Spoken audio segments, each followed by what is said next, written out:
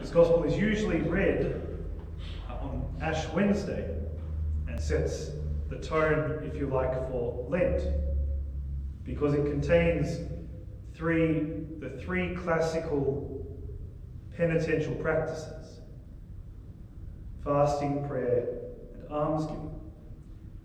And so what we see here is that the Church's practices of fasting, prayer, and almsgiving originate well before the Church was even established. These are not only ancient Christian practices, but ancient Jewish practices as well.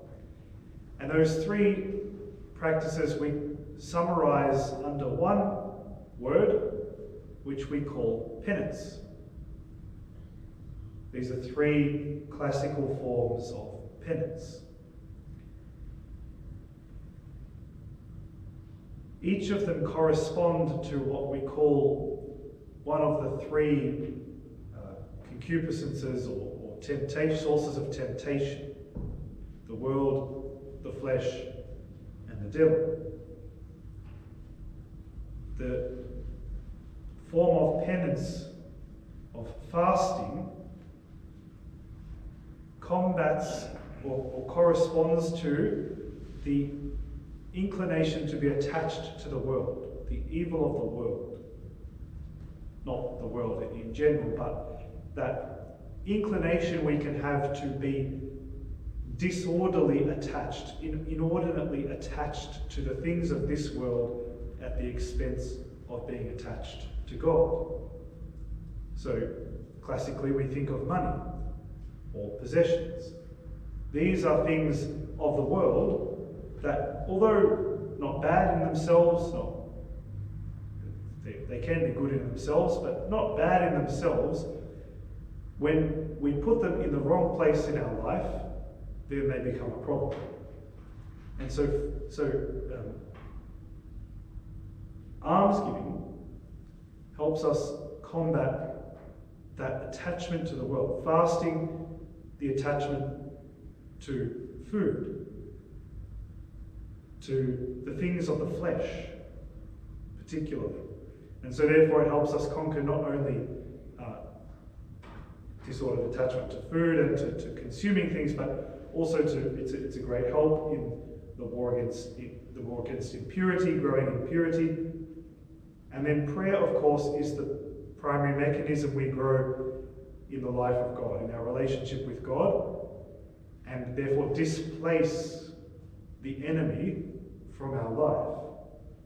So prayer, fasting, and almsgiving help place God at the front and center of our life.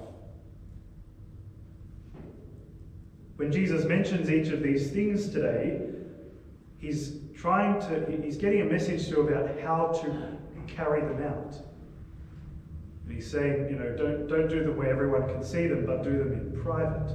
Now, he wants you to do them in public as well, but not at the expense of doing it in private. And so the little maxim, perhaps, that we can take away from this is the classical that classical idea of how do you behave in private? How do you behave when no one's looking? How do you act when no one's looking? Sometimes it's easy to behave well when we have other people's attention upon us. But when we're in privacy, when we're on our own, when there's no one else there to sort of hold us to account or to set a standard for us, do we drop the bar? Do we drop the ball? And that's really what Jesus is challenging us to. When we're on our own, do the things that you would do if other people could see them. If you could, those things that we might like to do in public for public acclamation, make sure we also do them when no one's looking. And that's a sign of the genuineness of our love for God. It can be easy sometimes to do things in the sight of men, and easy to forget them when no one's looking. The Church obliges us to carry out penance on Fridays, to fulfill a form of penance every Friday. And until about 50 years ago, 60 years ago, the Church specified what form that penance should take. And so the Church stipulated that on Fridays we should fast from meat. And then on particular days, a handful of other days, Ash Wednesday, Good Friday, Ember Days as well, which are another form of penitential day, that we should also abstain from, that we should abstain not only from meat, but also have less food. So maybe one main meal and a couple of smaller meals during the day. And this we still do on Good Friday and Ash Wednesday. The bishops decided to go down the path of, we still mandate that you have to do penance, but we'll leave it up to you what sort of penance you do. And as is our inclination, as is the way of concupiscence, we sort of forget about it and do nothing. When we're not obliged to do something, we sort of, sometimes forget about it. So the challenge of our Lord is also today, how do we fulfill that penance on Fridays?